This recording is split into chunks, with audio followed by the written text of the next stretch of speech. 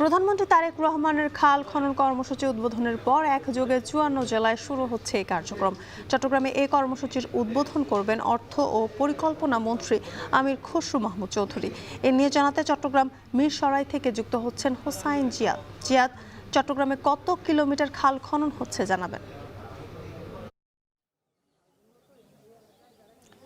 জ্যোতিকা, মূলত বিএনপির সাথে একটি ঐতিহাসিক সম্পর্ক খাল খনন কর্মসূচির। দলটির প্রতিষ্ঠাতা প্রেসিডেন্ট জিয়াউর রহমান খাল খনন কর্মসূচি সারা দেশে করেছিলেন। তারই ধারাবাহিকতায় এবার বর্তমান প্রধানমন্ত্রীও শুরু করলেন এবং চট্টগ্রামের যেই জায়গাটিতে খাল খনন কর্মসূচির উদ্বোধন হচ্ছে প্রথম দিনের মতো, সেটি চট্টগ্রামের মিরসরাইয়ের মলিয়াস এলাকা এবং এই অঞ্চলের খুব বিখ্যাত একটি খাল বামন সুন্দর খাল। সেই খালটির আলিপুর থেকে বানিয়াতলী এলাকা পর্যন্ত প্রায় 3 কিলোমিটার এলাকায় আজকে থেকে খনন কাজ শুরু হচ্ছে এবং অর্থ পরিকল্পনা মন্ত্রী আমির খসরু মাহমুদ চৌধুরী কিছুক্ষণের মধ্যেই এখানে এসে পৌঁছাবেন।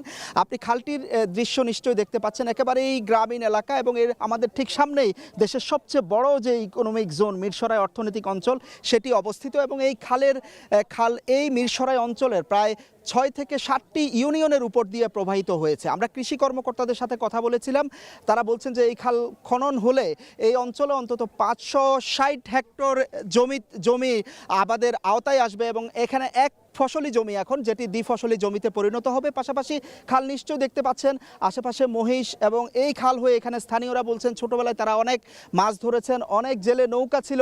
খালটি কিন্তু এখন একেবারেই নেই, অনেক জায়গায় নালার মতো হয়েছে। ফলে এই সব মিলে আসলে এই খালটি খননে এই অঞ্চলের মানুষ উপকৃত হবে এবং তারা বেশ খুশি। তারা আশা করছেন খাল খনন কর্মসূচি সফলতার সাথে আসলে শেষ করতে পারবে। চট্টগ্রামে খাল খনন কর্মসূচির উদ্বোধন সম্পর্কে জানাচ্ছিলেন আমাদেরকে হোসাইন জিয়াদ।